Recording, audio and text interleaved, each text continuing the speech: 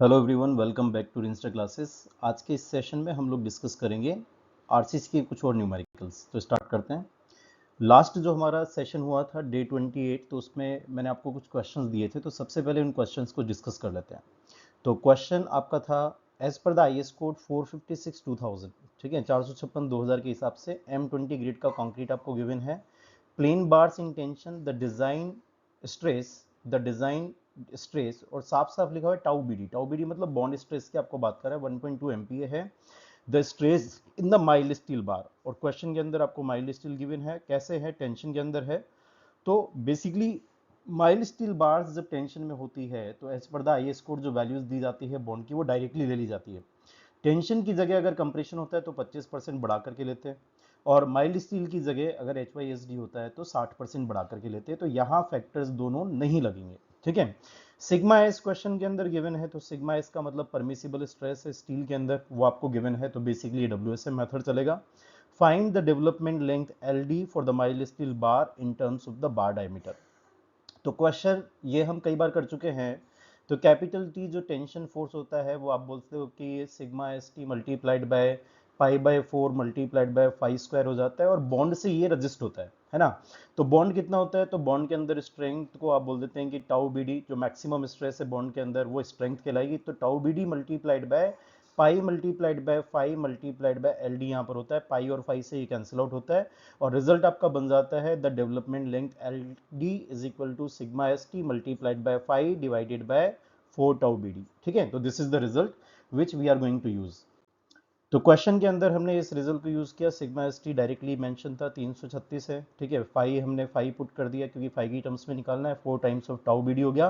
Tau BD में कोई भी फैक्टर हमने यहाँ पर नहीं लगाया है क्योंकि माइल्ड स्टील आपको दे रखी है और बार्स टेंशन में है। तो जब आपने इसको सॉल्व किया तो 75 आंसर आ रहा है। तो जो fill in the blank question आपको दिया गया था उसमें जो आंसर होगा वो 70 हो जाएगा। तो 75 इज द वैल्यू, ठीक है, for the development length. Next question जो मैंने आपको दिया था, ठीक है, वो क्वेश्चन था ए 25 mm diameter steel bars of Fe 415 grade is embedded in M25 concrete, ठीक है। तो M25 कंक्रीट के लिए जो बॉन्ड स्ट्रेंथ यहाँ पर बता रखी है वो 1.4 MPa होती है, और ये LSM के कॉरस्पॉन्डिंग डेटा है जो हमें याद भी रखना चाहिए, है ना। तो अभी रिसेंटली एग्जाम्स के अंदर काफ़ी सारी टेबल से क्वेश्चन आ रहे हैं, ठीक है। जो छोटी टेबल्स होती है जिसके अंदर कुछ ही वैल्यूज होती है, ज़्यादा वेरिएबल्स वहाँ पर नहीं होते हैं, जैसे ये ग्रेड ऑफ कंक्रीट पर डिपेंड कर रहा है सिर्फ, ठीक है, बॉन्ड स्ट्रेंथ वाली टेबल में। तो मैं आपको जनरली बोलता था कि M20 वाला डेटा याद रखो, लेकिन अब आपको M25 30 35 40 इन डेटा को भी याद रखना चाहिए। क्यों? क्योंकि एग्जाम्स में क्वेश्चन यहाँ से निकलते हैं। तो डेटा ऐसे ब्लाइंडली याद कभी नहीं होंगे। आप ज़्यादा से ज़्यादा बीम डिज़ाइन करो, स्लैब डिज़ाइन करो, फुटिंग डिज़ाइन करो, अलग अलग ग्रेड से जब आप क्वेश्चंस को सॉल्व करोगे तो डेफिनेटली आपको जो है ये वैल्यूज याद हो जाएगी, ठीक है। तो यहाँ पर साफ साफ नजर आ रहा है कि M25 के लिए जो वैल्यू है वो 1.4 है, ठीक है। तो 1.4 वैल्यू के कोरस्पॉन्डिंग यहाँ पर आपको जो है क्या निकालना है, यहाँ पर आपको निकालना है what is the length, straight length required to be embedded in the concrete for the full development length by considering 90 degree encourage. तो क्वेश्चन में 90 डिग्री का एनकरेज भी है, आप ये ध्यान रखें। तो सबसे पहले तो डेवलपमेंट लेंथ निकाल देते हैं। तो डेवलपमेंट लेंथ के लिए जो फॉर्मूला यूज होगा, ये एलएसएम से चल रहा है, तो सिग्मा एस टी की जगह यहाँ पर हम लोग यूज करेंगे that is equal to 0.87 FI। बस इतना सा चेंज यहाँ पर आता है। अगर आप ये फॉर्मूला लगाते हो, ये तो WSM का है, ठीक है। और WSM वाले फॉर्मूले में बस परमिसिबल स्ट्रेस को आप 0.87 FI कर दोगे तो ये क्वेश्चन फिर LSM के कंसेप्ट से सॉल्व हो जाएगा, ठीक है। 4 टाइम्स ऑफ टाउ बीडी है, 415 की यहाँ पर ग्रेड है, तो बेसिकली वो डिफॉर्म्ड बार है। डिफॉर्म्ड बार जब ली जाती है तो कोडल वैल्यूज को, जो कि माइल्ड स्टील प्लेन बार्स के लिए होता है, ठीक है, उन वैल्यूज को 60% से बढ़ा देते हैं डिफॉर्म्ड बार्स के लिए। कंप्रेशन यहाँ पर है नहीं, टेंशन है, ठीक है, इसलिए आप 25% यहाँ पर नहीं बढ़ाएंगे, ठीक है। अगर कंप्रेशन भी यहाँ पर दिया होता तो 1.25 का फैक्टर भी यहाँ पर मल्टीप्लाई होता 1.6 के साथ, ठीक है। तो अभी जो वैल्यू निकल करके आ रही है एलडी की वो 1008 mm है। इतना स्ट्रेट लेंथ आपको चाहिए होता अगर आप एनकरेज नहीं प्रोवाइड करते हैं, लेकिन बीम के अंदर जब आपने यहाँ पर बार्स को यहाँ पर स्ट्रेट प्रोवाइड किया था तो स्ट्रेट प्रोवाइड करने के बाद में आपने इसको 90 डिग्री से इसको बेंड भी किया था। तो 90 डिग्री से बेंड करने के कारण यहाँ जो कंक्रीट होगा और ये जो स्टील है जब ये खींचने की कोशिश करेगा तो यहाँ मैकेनिकल रेजिस्टेंस यहाँ पर मिलेगा, तो हेल्प मिलती है मतलब स्ट्रेट पोर्शन की जो लेंथ रिक्वायर्ड होगी वो आपकी कम हो जाएगी। 90 डिग्री बेंड है तो हर 4-5 डिग्री बेंड के लिए, 45 डिग्री बेंड के लिए जो वैल्यू जो यहाँ पर आपको रिक्वायर्ड होगी वो 4-5 से कम हो जाएगी। तो 1008 माइनस 8 टाइम्स ऑफ 25, ठीक है, 5 आपको क्वेश्चन में 25 गिवन है, तो यहाँ से इसको सॉल्व करेंगे तो 808 mm आ जाएगा। 90 डिग्री का बैंड था, इस वजह से आपने 85 किया। अगर आपको जो बेंड दिया जाता है 135 डिग्री का दिया जाता है तो आप वहाँ पर बेसिकली 4 मल्टीप्लाइड बाई 3 यानी कि 12 5 से वहाँ पर कम करते हैं, ठीक है। 180 डिग्री का बेंड दिया जाता तो वहाँ पर आप कम करते हैं बेसिकली 16 5 से, ठीक है। तो इस क्वेश्चन का जो आंसर है वो है 808 mm। नेक्स्ट क्वेश्चन करते हैं। A simply supported RC beam has the clear span of 6 metre and the supported width of 200 mm and the effective depth 300 mm। The effective span of the beam as per the IS code.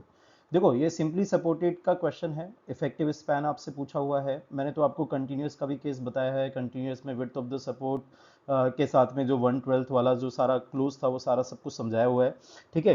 तो effective span जब निकालेंगे तो यहाँ तो आप basically minimum लेते हैं, किसमें से क्लियर स्पैन प्लस डी या फिर क्लियर स्पैन प्लस डब्ल्यू करते हैं, ठीक है। तो वही यहाँ पर करना है आपको।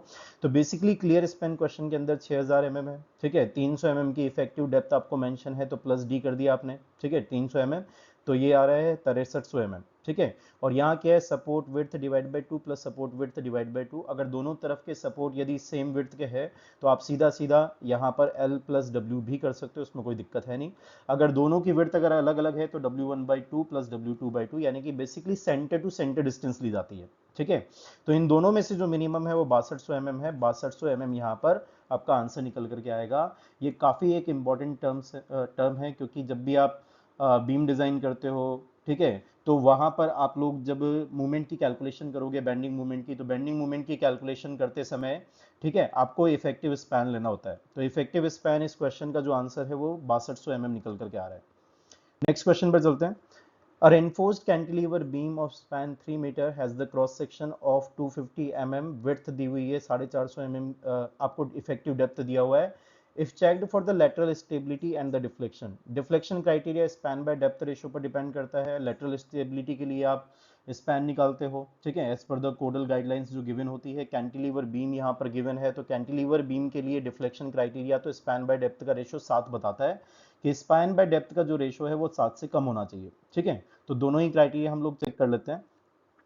तो स्पैन बाय डेप्थ रेशियो यहाँ पर लगा देंगे, कैंटिलीवर बीम का स्पैन डिवाइड बाय 7 कर दिया, डी इफेक्टिव आ गया, तो डी इफेक्टिव आपका इतना आ रहा है। अगर इससे ज़्यादा डेप्थ प्रोवाइड करोगे तो ये स्टेबल रहेगा। जब भी डिफ्लेक्शन में फेल हो डेप्थ बढ़ा दो, ठीक है, सीधा सा हिसाब ये रहता है। तो hence the beam will be safe in the deflection. Depth यहाँ पर ज़्यादा आपने प्रोवाइड की हुई है और जो ये अनसेफ होगा वो 428 mm से नीचे पे अनसेफ यहाँ पर निकल करके आ रहा है, ठीक है।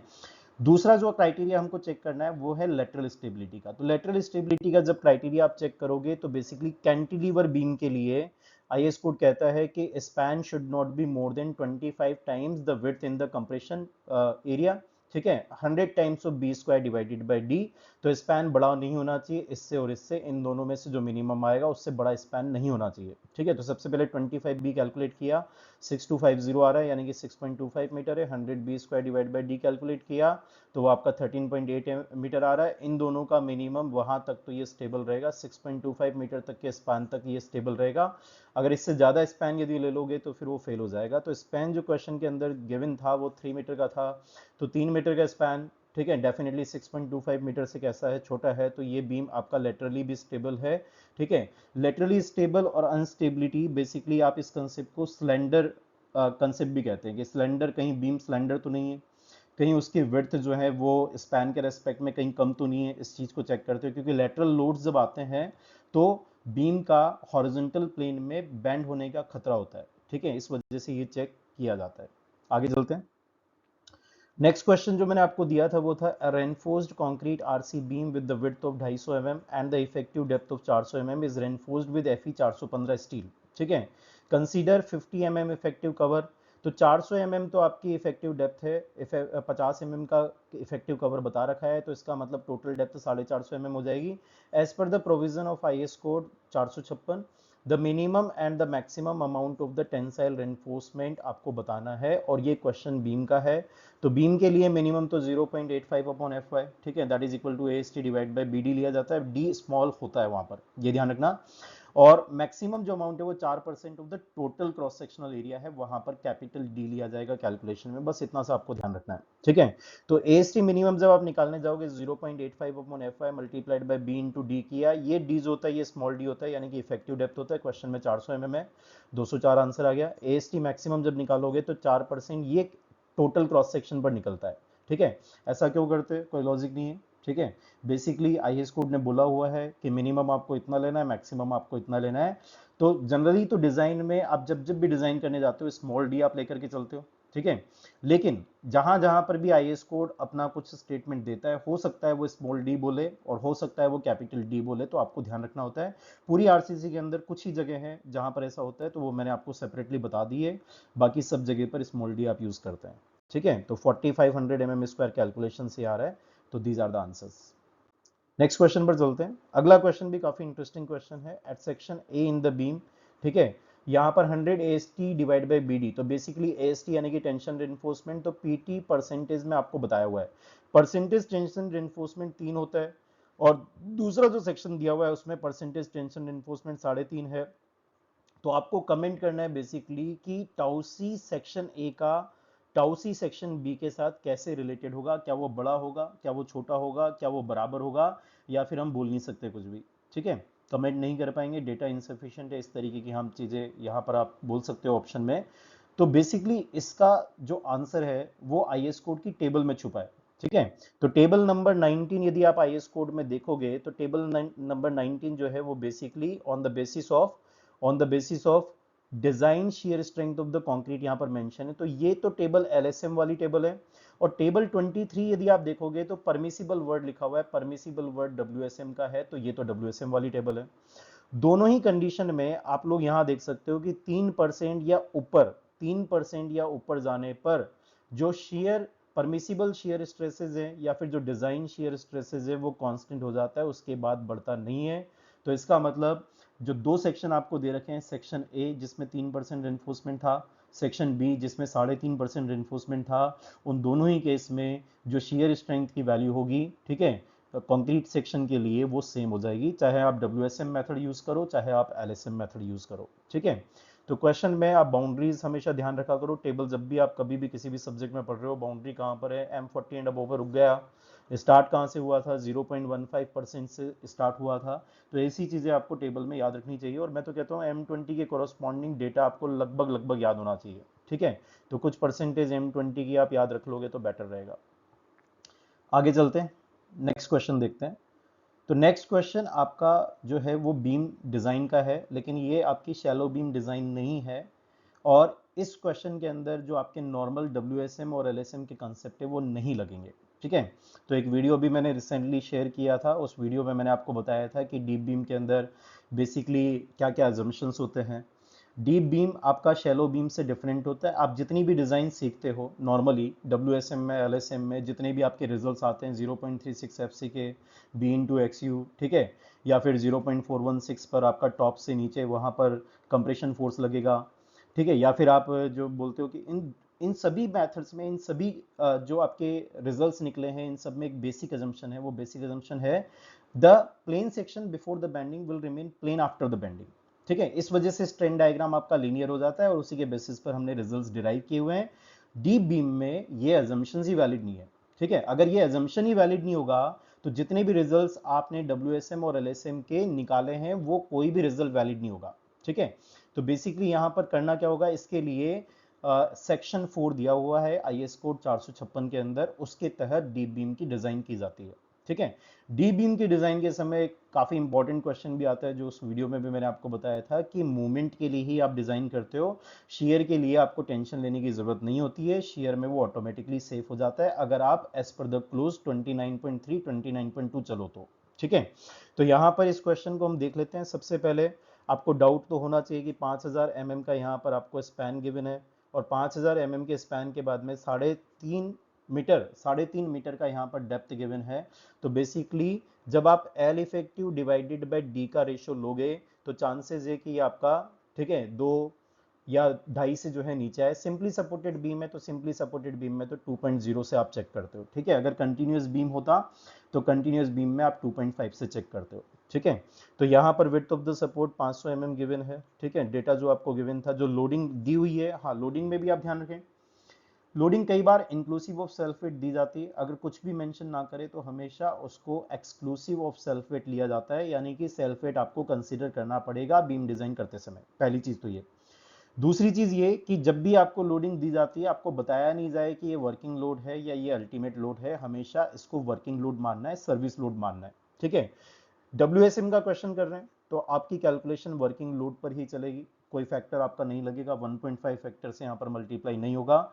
तो ये कुछ बेसिक चीजें थी जो मैंने आपको बता दी, ठीक है। अब आगे चलते हैं, इस बीम का क्रॉस सेक्शन भी आपको दे रखा है, विड्थ जो है वो 250 mm है, ठीक है। अब आगे चलते हैं, सबसे पहले डेड लोड निकाल देते हैं कि इस बीम का खुद का वेट कितना होगा, तो 25 kilo newton per metre cube multiplied by cross section area कर दोगे, क्रॉस सेक्शन में 3.5 मीटर की डेप्थ है और 250 mm का आपका विड्थ गिवन था, तो उससे आपका रिजल्ट निकला है 21.875 किलो न्यूटन पर मीटर। तो टोटल लोड 200 तो आपका सुपर इम्पोज लोड है और इसमें आपने सेल्फ वेट को इंक्लूड कर दिया तो 221.875 जो रिजल्ट निकल करके आया है। इस पर आप फैक्टर 1.5 का मत लगाना क्योंकि ये LSM से नहीं WSM से सॉल्व करने के लिए बोला गया है। सबसे पहले इफेक्टिव स्पैन निकाल लेते हैं। क्यों निकालना चाहते हैं इफेक्टिव स्पैन? क्यों? क्योंकि हमें मूवमेंट की कैलकुलेशन करनी है। मूवमेंट जब जब भी कैलकुलेट करोगे कहीं पर भी किसी भी समय कुछ भी डिजाइन करते समय तो वो हमेशा इफेक्टिव स्पैन पे ही कैलकुलेट होगा, सीधी सी बात ये है, ठीक है। तो इफेक्टिव स्पैन जब आप शैलो बीम में निकालते थे सिंपली सपोर्टेड के लिए तो आप लेते थे क्लियर स्पैन प्लस डी और क्लियर स्पैन प्लस डब्ल्यू, उन दोनों में से जो मिनिमम होता था उसके कोरोस्पॉन्डिंग आप लोग डिजाइन कर देते थे। लेकिन ये डीप बीम है तो क्लोज थोड़े से डिफरेंट भी आते हैं, तो आईएस कोड में मेंशन किया हुआ है उस सेक्शन 4 के अंदर कि आपको लेना है that is basically clear span plus the width of the support, ठीक है। अगर दोनों तरफ के सपोर्ट यदि अलग अलग विड्थ के हैं तो W1/2 प्लस W2/2 आप कर देंगे।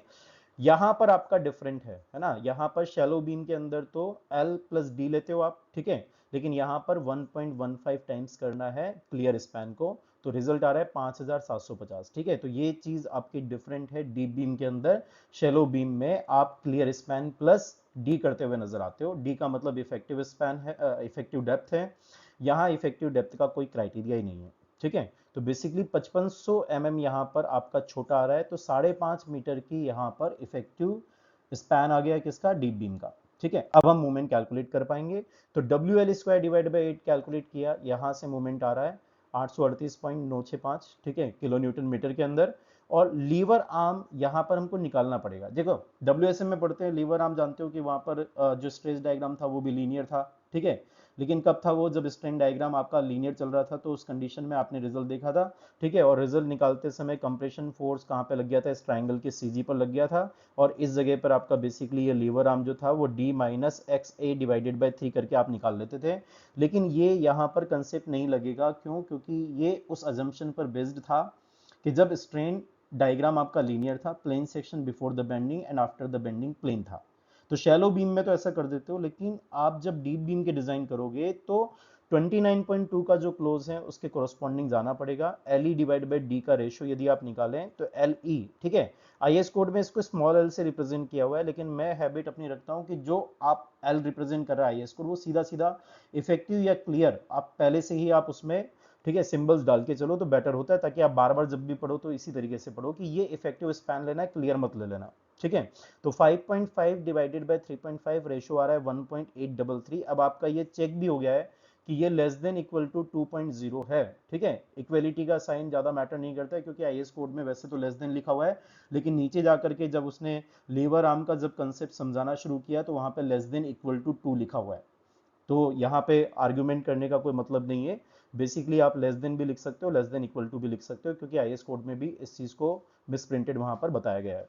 तो from the IS code when LE by D अगर आपका 1 to 2 के बीच में होता है तो लीवर आर्म इस फॉर्मूले से निकालते हैं 0.2 LE plus 2 times of the overall depth, तो 0.2 टाइम्स ऑफ LE, ठीक है। इफेक्टिव स्पैन आया है 5.5 मीटर, कैपिटल डी आपका 3.5 मीटर है, तो टोटल जब आपने इसको कैलकुलेट किया तो 2.5 मीटर यहाँ पर लीवर आर्म निकल करके आ रहा है। अगर लीवर आर्म आ जाए तो मोमेंट की कैलकुलेशन हम जानते हैं कि C इंटू जेड या फिर T इंटू जेड आप करते हो तो sigma ST multiplied by ST, ये तो आपका टेंशन फोर्स हो गया, ठीक है। तो tension force multiplied by Z कर दोगे तो आपको मोमेंट मिल जाएगा। तो क्वेश्चन में जो मोमेंट कैलकुलेट किया था उसके बराबर ये होना चाहिए सिग्मा एस टी 415 ग्रेड के लिए, ठीक है, कितना होता है 230 होता है, मल्टीप्लाइड बाय एस टी किया, मल्टीप्लाइड बाय, ठीक है, 2.5 मीटर आया था आपका 2500, तो एम स्क्वायर के अंदर आपका रिजल्ट आ गया 1459.1 स्क्वायर। अब हम यहाँ पर 8 बार सीधी प्रोवाइड करें 16 डायमीटर की, ठीक है, तो उसका एरिया इससे जस्ट बड़ा आपको मिल जाएगा। आईएस कोड ये कहता है कि हमें ये जो बार्स प्रोवाइड करनी पड़ेगी इस जगह पर जो आप ये बार्स प्रोवाइड करोगे, ठीक है, ये वाली जो बार्स प्रोवाइड होगी ये बेसिकली आपको डेप्थ में देनी पड़ेगी, ठीक है। तो कितनी डेप्थ में देते हैं, तो ये डेप्थ में कितनी प्रोवाइड की जाएगी 0.25 times of D minus 0.05 times of L, तो 0.25 मल्टीप्लाइड बाय 3500 जो कि कैपिटल डी था माइनस 0.05 मल्टीप्लाइड बाय एल किया तो 600 आ गया। यानी कि जो ये बार्स आप दोगे, ठीक है, वो आप बेसिकली कुछ इस तरीके से यहाँ पर बार्स दोगे। तो सेक्शन में तो आपको ऐसे नजर आएगी, और यदि आप लेंथ के अलोंग देखोगे तो आपको ऐसी नजर आएगी। ये बार्स यहाँ पर प्रोवाइड की जाएगी, लेकिन सिंगल लेयर में प्रोवाइड नहीं की जाएगी, ये मल्टीपल लेयर में प्रोवाइड की जाएगी, ठीक है। तो इसका आपको ध्यान रखना है। तो टोटल डेप्थ जिसके अंदर ये बार्स प्रोवाइड कर रहे हो वो 600 का है, तो 600 में हम यहाँ पर प्रोवाइड करेंगे, दोनों फेस पर हम यहाँ पर प्रोवाइड कर देंगे। तो बेसिकली आप यहाँ पर टोटल बार जो आपने बोला था कि 8 बार देनी है, तो 4 बार इस तरफ दे देंगे, ठीक है, और 4 बार इस तरफ दे देंगे, तो टोटल मिलाकर के 8 बार यहाँ पे 16 की प्लेस हो जाएगी, ठीक है। उसके अलावा यहाँ ये बार जो है सपोर्ट के अंदर जानी चाहिए, ठीक है, सपोर्ट के अंदर जानी चाहिए ताकि वो एनकरेज उसको प्रॉपरली मिल पाए, ठीक है, उसको डेवलपमेंट लेंथ उतनी मिल पाए। तो यहाँ पर जो बोला जाता है कि 0.8 टाइम्स ऑफ एलडीए सपोर्ट के अंदर जाना चाहिए, ठीक है। डब्ल्यूएसएम चल रहा है तो sigma S T 5 divide by 4 tau B D use कर लेंगे, ठीक है, और टाउ बी डी बेसिकली 60% बढ़ा करके यूज करना पड़ेगा। और कंक्रीट जो आपका चल रहा है यहाँ पर M20 कंक्रीट, तो उसके लिए डब्ल्यूएसएम की वैल्यू 0.8 है, ठीक है। और बेसिकली आपको 415 का यहाँ पर आपको स्टील का ग्रेड गिवन है, ठीक है। तो 415 ग्रेड के लिए यहाँ पर आपको HYSD के लिए 60% बढ़ाना होता है, तो रिजल्ट आपका आ रहा है 575 ठीक है। तो 575 ये सपोर्ट के अंदर जानी चाहिए, ठीक है। ये डेवलपमेंट लेंथ हमने यहाँ पर निकाल दिया, ठीक है। आगे चलते हैं। अब देखो लॉन्गिट्यूडनल रेनफोर्समेंट की डिजाइन तो हो गई, ठीक है। अब इसके बाद में स्पेशल डिजाइन की जाती है डीप बीम के लिए, ठीक है। यहाँ शेयर रेनफोर्समेंट हम लोग नहीं देते, शेयर रेनफोर्समेंट ना दे करके हम यहाँ पर हॉरिजॉन्टल रेनफोर्समेंट देते हैं और वर्टिकल रेनफोर्समेंट देते हैं। बेसिकली आप इस तरीके के हॉरिजॉन्टल रेनफोर्समेंट दोगे, यानी कि इस फेस पर भी आपको रेनफोर्समेंट देना पड़ेगा, इस फेस पर भी आपको रेनफोर्समेंट देना पड़ेगा, और वर्टिकल डायरेक्शन के अंदर भी रेनफोर्समेंट लगेगा, इधर भी और इधर भी, ठीक है। तो बेसिकली हॉरिजॉन्टल और vertical reinforcement as per the 29.3 clause दिया जाता है। तो it is also provided with the vertical and the horizontal reinforcement. Vertical reinforcement IS code कहता है 0.12% of the gross sectional area होना चाहिए, ठीक है, ग्रॉस सेक्शनल एरिया होना चाहिए। और हम बात कर रहे हैं वर्टिकल रेनफोर्समेंट की। तो वर्टिकल रेनफोर्समेंट जब आप प्रोवाइड करोगे तो आपके पास में यहाँ पे स्पैन जो है वो 5000 का है, लेकिन हम कैलकुलेशन करेंगे 1 मीटर के लिए, ठीक है।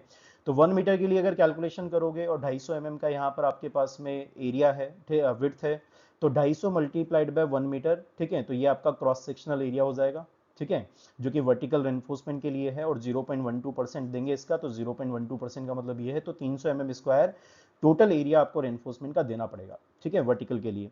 तो 300 स्क्वायर के लिए 8 की यदि हम बार डायमीटर मान ले और दोनों फेसेस पर हम प्रोवाइड करेंगे, इस फेस पर भी प्रोवाइड करेंगे और इधर वाले फेस पर भी प्रोवाइड करेंगे, तो बेसिकली 300 स्क्वायर जो आपको देना है 1000 डिवाइड बाय एस, ये आपकी नंबर ऑफ बार्स यहाँ पर मिल जाएगी, मल्टीप्लाइड बाय 2 किया क्योंकि दोनों फेसेस पर देना है, पाई बाय 4 इंटू 8 का स्क्वायर किया, तो स्पेसिंग आ गया 335.10 तो let's provide 8 diameter bar at both the faces, ठीक है। 250 सेंटर टू सेंटर स्पेसिंग आया, तो 335 था, लेकिन हम यहाँ पे 250 सेंटर टू सेंटर स्पेसिंग पर प्रोवाइड कर देंगे, ठीक है। अब आगे चलते हैं। अब हमें देखना पड़ेगा हॉरिजॉन्टल रेनफोर्समेंट, यानी कि ये वाला जो रेनफोर्समेंट है ये कितना प्रोवाइड किया जाता है, तो वो प्रोवाइड किया जाता है 2% of the gross sectional area. अब ये जो वर्टिकल रेनफोर्समेंट है, आप यहाँ पर जो हॉरिजॉन्टल रेनफोर्समेंट है उसको आप ऐसे प्रोवाइड करोगे, ठीक है, इस तरीके से प्रोवाइड करोगे, तो क्रॉस सेक्शन में आपको ऐसे देखने को मिलेगा, ठीक है। तो क्रॉस सेक्शन में आपको ऐसे देखने को मिलेगा। तो बेसिकली हम लोग निकाल लेंगे कि 1 मीटर की डेप्थ यदि है, यानी कि क्रॉस सेक्शनल एरिया इतना हो, तो आपको बेसिकली कितना रेनफोर्समेंट देना पड़ेगा। तो 1 मीटर की तो डेप्थ हो जाएगी और 250 की यहाँ पर विड्थ हो जाएगी, तो 250 मल्टीप्लाइड बाय 1000 किया, 2% दे देते तो 500 स्क्वायर आ गया। फिर से हमने स्पेसिंग निकाल दी 8 बार को ट्राई करते हुए, तो 201 की स्पेसिंग आ रही है, इससे कम आप दे दोगे तो 200 की स्पेसिंग यहाँ पर हम centre to centre horizontal reinforcement के लिए प्रोवाइड कर देंगे। अगर आप इतना कर लेते हो, ठीक है, longitudinal reinforcement as per the code दे देते हो, उसके अलावा हॉरिजॉन्टल और वर्टिकल रेनफोर्समेंट दे देते हो, तो आपको फिर शेयर के लिए देखने की जरूरत नहीं है। तो इस वजह से डी बीम को जब आप डिजाइन करते हैं तो वो on the basis of bending moment करते हैं, शेयर के लिए हम लोग डिजाइन नहीं करते हैं। हमने यहाँ पर कहीं पर भी शेयर की कोई कैलकुलेशन नहीं की है। आपने जो वर्टिकल रेनफोर्समेंट दिया है ये बेसिकली शेयर रेनफोर्समेंट के अंदर हेल्प कर देगा, ठीक है, शेयर के अंदर हेल्प कर देगा, लेकिन यहाँ पर हमने कोई डिजाइन कैलकुलेशन नहीं की है, इस बात का आप ध्यान रखें, नहीं हमने कोई चेक लगाया है, ठीक है।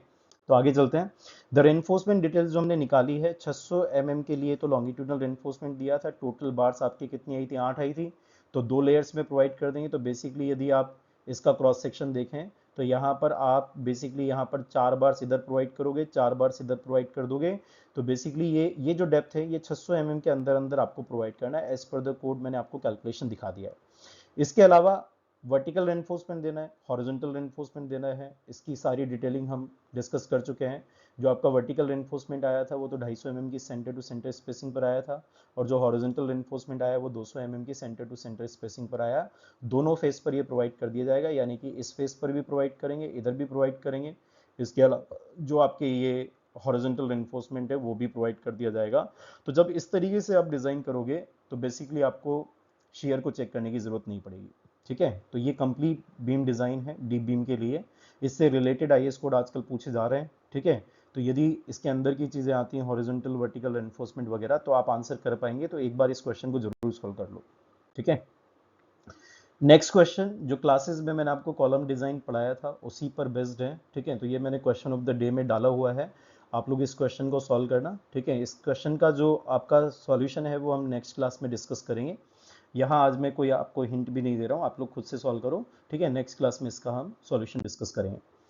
अगला क्वेश्चन भी कॉलम पर बेस्ड है, ठीक है। तो इस क्वेश्चन का भी आप आंसर मुझे कमेंट करें, ठीक है। नेक्स्ट क्लास में इसका सॉल्यूशन हम डिस्कस करेंगे।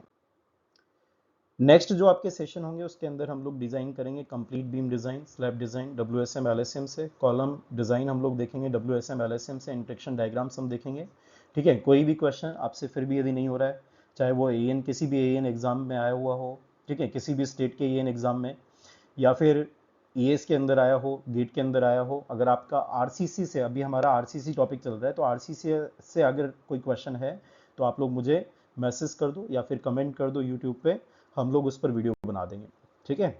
तो आज इतना ही करते हैं। Thank you so much for watching.